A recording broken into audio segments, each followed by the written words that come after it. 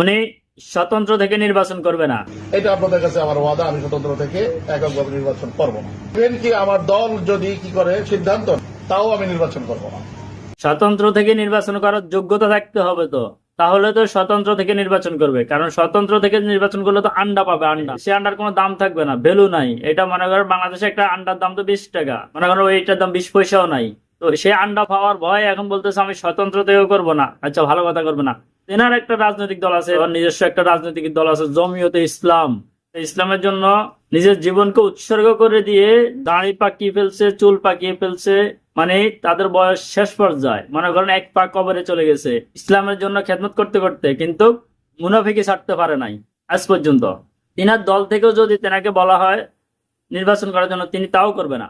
তবে তিনি যে কোনো জোটের সাথে যাওয়ার জন্য প্রস্তুত আছে, কিন্তু জোটের নাম বলে নাই, বলবে না বলছে, কিন্তু বাকি কি রাখছে, তিনি বলছে কি বিএনপি যদি চায় আমি আবারও বিএনপির সাথে নির্বাচন করতে রাজি আছি। মানে স্বতন্ত্র থেকে করলে আন্ডা পাবে, আর নিজের দল থেকে করলেও মনে করেন সে আন্ডায় পাবে, বেশি কিছু পাবে না। বিএনপির সাথে থেকে করলে মনে করেন কিছু পাবে, হয়তো এটা আত্মতৃপ্তি।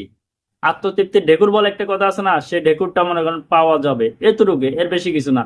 এর বেশি কিছু চাইতে গেলে মনে করেন বাটাম দেবে, বাটাম, এছাড়া আর কিছু না। বিএনপি কে চিনে নাই, বিএনপি থেকে একবার নিজেরা বের হয়ে আসছে, আসার পরে এখন আবার বেহাইয়ার মতো উজে উজে বিএনপির সাথে জোট বাঁধতে চাইতেছে।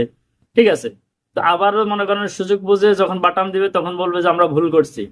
বাংলাদেশে ইসলামী দল আর নাই, বড় কোনো ইসলামী দল নাই যে ইসলামী দলের সাথে জোট করে ওনারা মনে করেন রাজনীতি করতে পারবে না। এলো তাদের অবস্থা। এ হলো আমাদের বাংলাদেশে মনে করেন এরা হলো মৌলবী, লোভ জিনিসটা তাদের ভিতরে যে এমন ভাবে ঢুকছে, বা প্রতিহিংসা, দুইটাই তাদের ভিতরে আছে, লোভ এবং প্রতিহিংসা, যার কারণে প্রতিহিংসার আগুনে জ্বলতে জ্বলতে এখন লোভীও হয়ে গেছে।